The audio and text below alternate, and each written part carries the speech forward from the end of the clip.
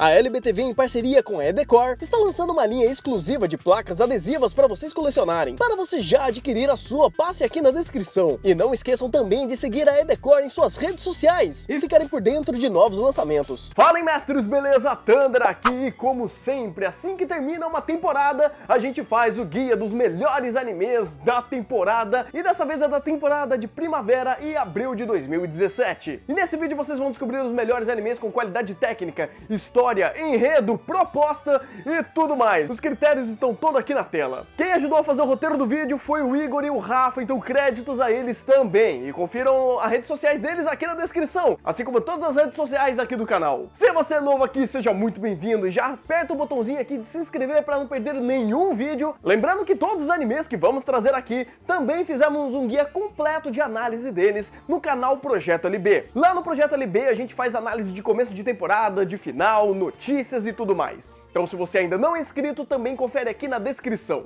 Então, sem mais delongas, vamos nessa! Em 10º lugar, temos o anime genérico da temporada. Mas ser genérico nem sempre é ruim. Com vocês, Tsugumomo. Aqui vemos a história de Kazuya. Ele ganhou um obi da sua mãe desde muito tempo atrás. Do nada, um belo dia, ele é atacado por uma peruca. E o obi dele vira uma garota chamada de Kiriha. É, realmente, nada que faz sentido. E agora eles vão viver altas confusões genéricas, cheia de magias genéricas, vilões genéricos, e momentos que o protagonista toma banho com as garotas genéricas. Se você já viu algum anime de comédia romântica ou Battle Shonen, provavelmente você já viu Tsugumomo, porque ele utiliza todas as formas genéricas do mercado, tendo o vilão da semana, tendo transformações, gritando o nome de ataques e coisas do tipo. Só que aqui isso é feito de uma forma boa, porque ele consegue agradar muito bem quem gosta de porrada, quem gosta de ecchi e comédia. Infelizmente ele não foi um anime extremamente grandioso e muito pretensioso, só que fazer o básico foi onde ele acertou muito bem. E por isso ele fica em nosso 10º lugar. Em 9º lugar, uma história que tentou ser Final Fantasy. Com vocês, Granblue Fantasy The Animation. Aqui acompanhamos a grande aventura do Gran e sua tripulação para desvendar um mundo de fantasia medieval. E eles utilizam até Airship. Airship é uma marca registrada de Final Fantasy. Pois bem, Granblue Fantasy é um anime interessante, porque ele traz toda a carga de aventura e fantasia de um mundo de RPG antigo. Não tem como não lembrar de grandes clássicos do mundo do RPG vendo esse anime, como por exemplo Final Fantasy, Chrono Trigger, Grandia, Breath of Fire e muitos outros do tipo. E isso é algo bom que remete àquele sentimento meio nostálgico desses tipos de obra, onde os personagens são completamente dentro dos seus arquétipos, mas funciona bem para contar essa aventura. A aventura em si não é grandiosa e cheia de mistérios e com uma complexidade enorme. É apenas o início da história de Granblue Fantasy, mas que é introduzida de uma forma muito boa. Granblue Fantasy, para quem não sabe, é um jogo de celular de RPG, daqueles estilo de gachapon, onde você gasta aquelas moedinhas de cash que você consegue logando todos os dias. Vocês sabem do que eu tô falando. E surpreendentemente, vendo que ele saiu desse tipo de jogo, o seu anime ficou realmente bom. Por conta disso, ele fica em nosso 9º lugar. Em 8º lugar, um anime que todo mundo pensou que ia ser a continuação, um spin-off de Re:Zero, só que não, mesmo tendo um nome bem parecido. Com vocês, Zero Kara Hajimeru Mahou no Sho. Aqui vemos a história de Zero, que é uma bruxa muito poderosa que escreveu um grimório e perdeu ele pelo mundo. O mundo usou o seu grimório para conseguir poder, e agora ela quer pegar o seu grimório de volta com a ajuda de um mercenário que é uma besta corrompida. Exatamente, temos mais um anime genérico de mundo de fantasia, mas não é ruim. Logo no começo já somos apresentados ao mundo das bruxas, que elas têm problemas com o mundo dos humanos, que tem problemas com as bestas corrompidas, que são metade humanos, metade animais. E todo esse mundo e essas intrigas não tão inovadoras, mas bem consistentes. Ao longo da história os personagens vão ficando mais carismáticos, e até que a sua trama final tem algumas boas passagens e se torna assim uma história divertida. O que realmente faltou para Zero Kara é um pouco mais de pretensão, é fazer todas suas passagens, desenvolvimentos e até as cenas de ação saltarem à vista. Mesmo assim ele conseguiu a sua certa consistência para chegar no nosso 8º lugar aqui. Em 7º lugar, um anime que foi realmente sincero com nós e admitiu que fez uma série de cagadas no começo da obra e depois tentou corrigir tudo isso. Como? Dando uma bronca no mundo. Com vocês, Alice Tozoroku. Por mais que o título do anime tenha Alice, o nome da nossa protagonista é Sana, que tem uma habilidade muito bizarra chamada de Sonho de Alice. Esse poder dá a ela a capacidade de fazer qualquer coisa. Sério, qualquer coisa. Assim que ela consegue fugir do laboratório dos caras malvadões que usavam ela para fazer pesquisa, ela encontra um velho simpático chamado de Zoroku, e ela acaba usando o Zoroku para resolver algum dos seus primeiros problemas no mundo lá fora, onde ela estava sendo atacada por correntes gigantes feitas de CG muito mal feitas. É sério, parecia que eu tava vendo Handshakers nisso. E não é apenas nisso nesse anime que acaba sendo um pouco estranho, mas existem dois grandes arcos aqui. O primeiro é onde ela está sendo caçada por essa organização maligna do mal, e o segundo arco fala muito mais sobre personagens, trabalha muito mais o âmago de cada um deles. E quando Alice Tozoroku começa a falar sobre personagens, o negócio fica interessante. Os personagens aqui, as suas interações são muito boas. O problema é quando eles querem fazer construção de mundo, porradaria e fazer algumas explicações completamente desnecessárias. Alice Tozoroku tinha um grande potencial que acabou sendo desperdiçado por uma série de erros, varrendo para debaixo do tapete algum dos seus problemas ao longo da série. E ele acaba ficando no nosso 7º lugar completamente por causa do Zoroku. Esse velhinho é porreta. E eu usei porreta. Pô, eu tô ficando velho, eu tô ficando que nem o Zoroku, caraca.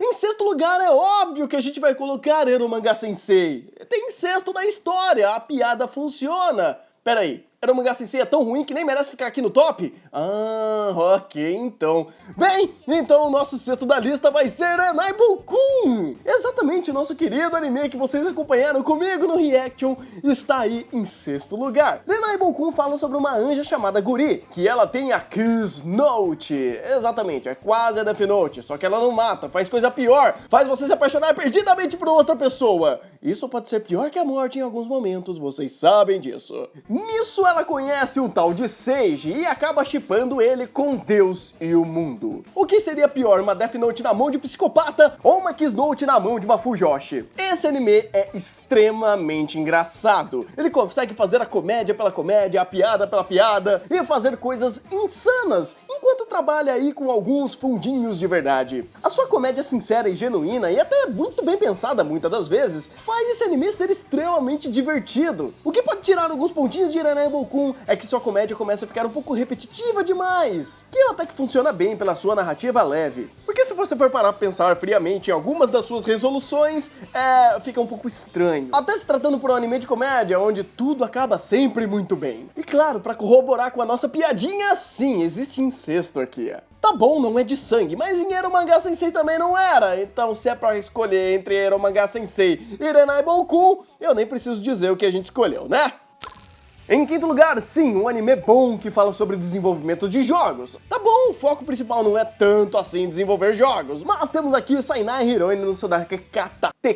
Sodakekata. Ah, é ok, eu não consigo falar esse nome. Dane-se, temos aqui Saikano Flat. Aqui temos Tomoya e o trocadilho fica pra vocês. Ele é um cara assim como nós, um otaku que adora animes e gosta de jogar videogames. E ele resolve fazer o seu próprio videogame. Sim, ele começa a fazer uma visual novel e, claro, ele precisa de ajuda pra fazer isso. Por isso ele consegue a ajuda de mais 3 garotas para fazer essa façanha e o Flat, no caso, é a 2ª temporada de Saikano. E aqui eles já desenvolveram o jogo, então aqui as tretas vai ser depois do jogo tá feito. A primeira face de Saikano é sim ter um harém com comédia romântica e algumas tensões amorosas, mas existe muito mais profundidade nisso. E aí que as coisas ficam boas, porque os personagens são de fato bons. As personagens femininas em Saikano não são apenas cones, peitudos e bundudos que ficam fazendo fanservice na tela. Elas têm personalidades, elas têm desenvolvimento. E é interessante ver como as relações delas com o Tomoya acaba se cruzando, mostrando um crescimento pessoal de cada uma delas, independente do protagonista, que acaba até trabalhando muito bem esse aspecto de vida profissional com vida pessoal. Por isso Saikano fica em nosso 5º lugar e acaba até sendo uma recomendação para quem gosta do mundo do desenvolvimento de jogos.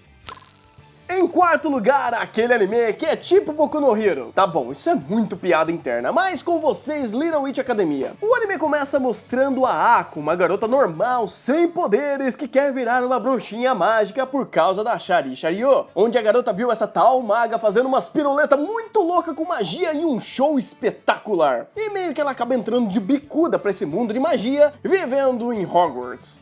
Ok, tá, não é Hogwarts, mas é muito parecido. E o engraçado é que a primeira comparação direta que a gente faz com Little Witch Academia é Harry Potter. Não dessa parte do Leviosa.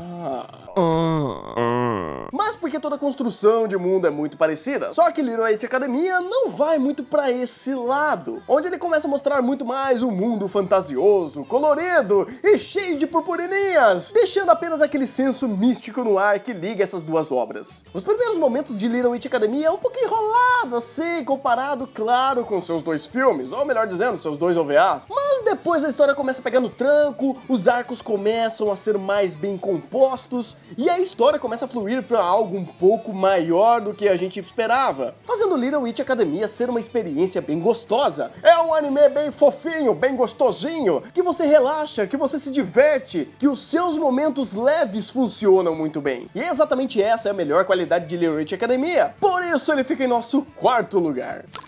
Em terceiro lugar, Sasageyo, Sasageyo, Shinso Sasageyo. Exatamente a segunda temporada de Shingeki no Kyojin, que foi muito Sasageyo! A segunda temporada de Shingeki trouxe todo o espetáculo visual de Shingeki da sua primeira temporada em um nível muito mais absurdo. Algo é inquestionável aqui, essa temporada foi linda, foi bonita, foi visualmente espetacular. Não tem como ignorar o fato da produção de Shingeki ser algo absurdo, que só essa produção já daria pra ele no mínimo um top 5. E a sua segunda temporada foi um pouco mais curta, mais compacta, mas que também trouxe uma narrativa muito legal, adaptando até de uma forma bem compacta tudo o que aconteceu e algumas coisas um pouco a mais daquela parte do mangá, que também serviu apenas como mais um grande arco dentro dessa história. E por conta disso ele conseguiu, pela sua produção, mostrar essa parte da história de uma forma extremamente eletrizante. E olha que o diretor e compositor de série fizeram milagres aqui. Sério, eles estão fazendo Shingeki se tornar muito melhor do que o mangá. Muito melhor. E nisso ele fica em nosso terceiro lugar. E Sasageyo!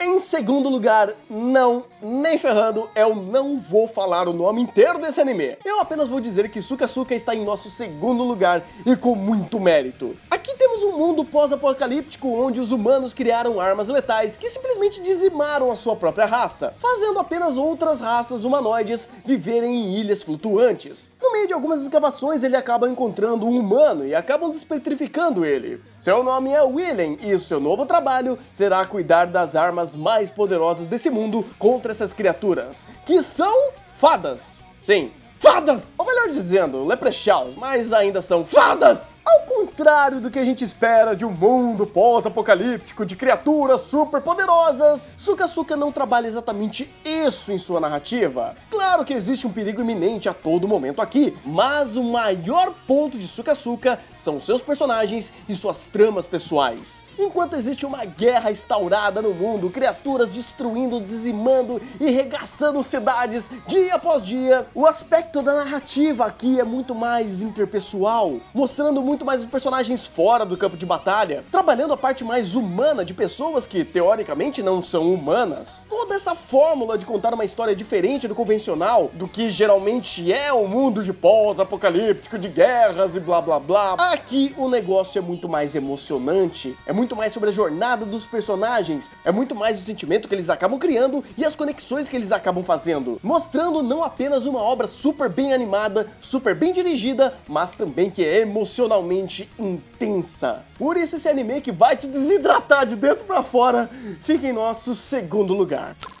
Ok, já tá começando a ficar um pouco recorrente em nossos tops de temporada falar de um anime ruim ou decepcionante que teve nela, né? E claro, dessa vez vamos trazer também e com vocês o anime mais decepcionante dessa temporada e talvez mais decepcionante da minha vida! Com vocês, Seikatsuru Kado. A história fala sobre Shindo, que é o cara que trabalha com negociações do governo, e do nada um cubo alienígena acaba entrando no Japão e ele é absorvido por esse cubo. Lá ele encontra um ser de uma outra dimensão chamado de Zashunina, onde ele não quer atacar a humanidade nem nada do tipo, ele quer evoluir a humanidade, e com isso ele trouxe vários presentinhos com ele. Coisas como energia infinita, aparelhos para distorcer a realidade, coisas básicas assim. E agora ele vai trabalhar junto com esse alienígena para conseguir espalhar todo o seu conhecimento pela humanidade. É uma Uma premissa extremamente interessante, sem dúvidas. Mas existe uma coisa, um único elemento, um puto dentro dessa staff, que acaba nos preocupando. Porque Seikatsuru Kado é feito por ninguém mais, ninguém menos do que a Toei. Uma staff que está acostumada a só fazer anime de porrada, fazendo algo mais sem nem psicológico.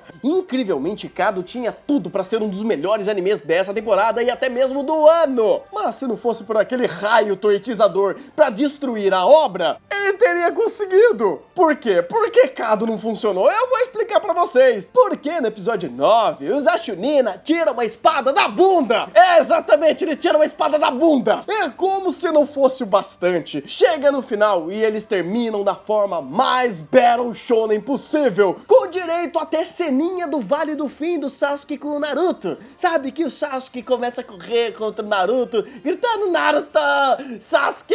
Então aconteceu isso aqui.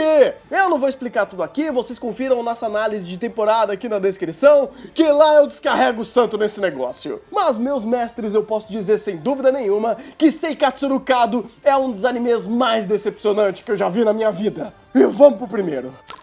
Em primeiro lugar, um anime gatito, fofito, que, ai meu Deus, é muito gostosinho. Estou falando de Tsukigaki Rei. Aqui vemos Kotaro e Akane, que são dois jovens que estão no seu último ano do ensino fundamental, que vão pela primeira vez ficar na mesma sala. E após alguns acontecimentos no começo do ano, eles começam a se conhecer mais, criar um certo interesse entre eles e de fato começam a namorar. Enquanto algumas outras obras de romance é quase impossível você ver os personagens dando certo, aqui eles dão certo. E é isso que é interessante em Tsukigaki Rei, é mostrar a verossimilhança, a forma que esses dois personagens e esse mundo é extremamente viva, é extremamente real. Isso vai até dos trejeitos dos personagens, a forma que eles convivem, seus diálogos e até o uso de tecnologia. Exatamente, aqui o pessoal conversa pelo celular. Coisa que, ó, isso também acontece na vida real, né? E o mais interessante de Tsukigaki Rei não é apenas mostrar os personagens,